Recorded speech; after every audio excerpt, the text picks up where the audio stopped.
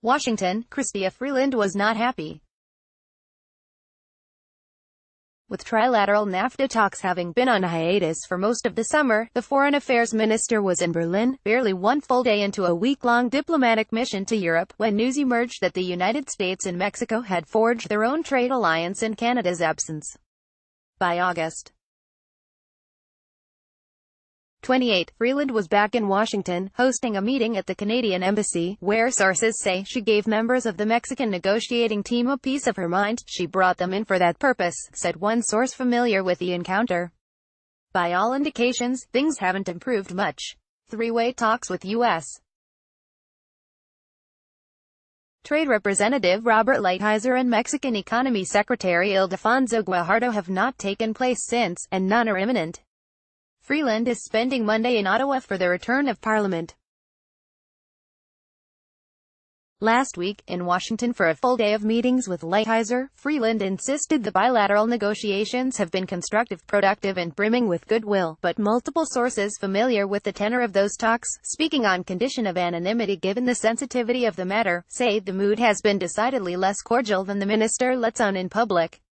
Mexico ready to advance bilaterally. Kenneth Smith Ramos, Mexico's chief negotiator, seems to be hedging his bets. Mexico stated from the beginning of the negotiation that the ideal scenario is for NAFTA to remain trilateral. He tweeted Wednesday from Washington, where he was taking part in a legal review of the agreement in principle with the U.S. "We hope the U.S. and Canada will conclude their bilateral negotiation shortly.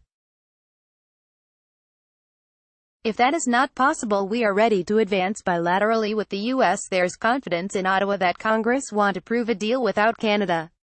But with a good Mexico-U.S. deal on the table and the clock ticking toward game-changing U.S.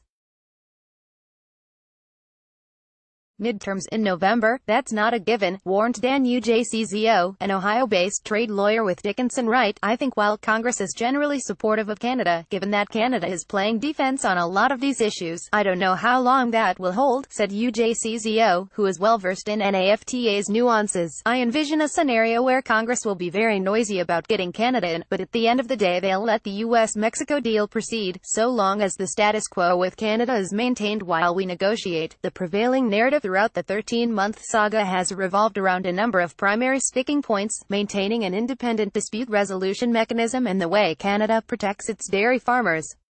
Dairy will be on the lips and minds of many Monday on Parliament Hill, especially given U.S.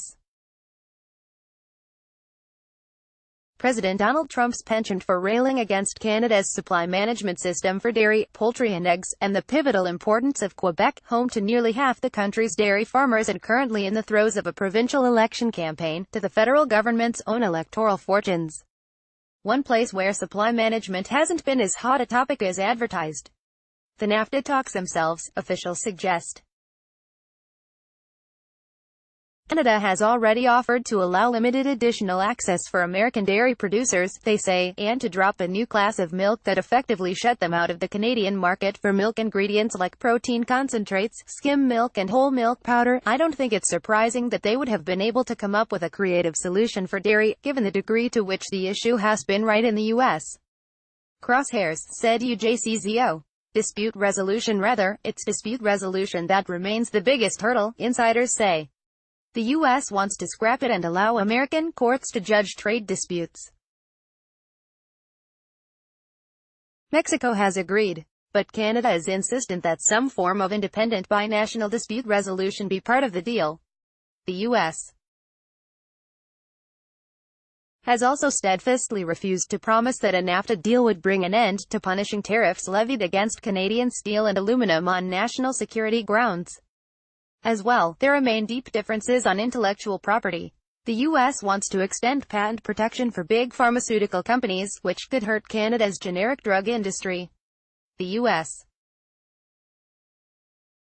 deal with Mexico includes 10 years of data protection for biologics, drugs developed from living organisms or their components, compared to 8 years in Canada, meaning cheaper generic equivalents can be made available sooner. In the U.S., the threshold is 12 years. We're just providing wheelbarrows of money to drug companies without getting anything back in return. Marc-Andre Gagnon. The sound and fury over dairy tariffs and dispute resolution has obscured the patent protection issue, to the potential detriment of Canadian drug consumers, warned Marc-Andre Gagnon, a professor at Ottawa's Carleton University who specializes in pharmaceutical policy. Right now it's all about supply management and Chapter 19.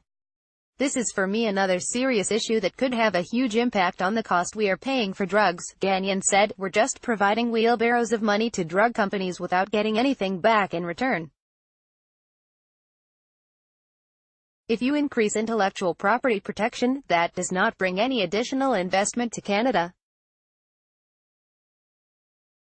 It just helps foreign companies make more profit. If Canada has already agreed to extend data protection for biologics, that might explain why Ottawa remains confident that Congress, awash in big pharma lobbying and campaign contributions, won't proceed without it. Raising the question, are talks indeed stalled? Or is Canada just stalling? Nobody can really explain to me how Canada's going to get a better deal in a few months from now than they would today, UJCZO said. I think it's more political than procedural at this point.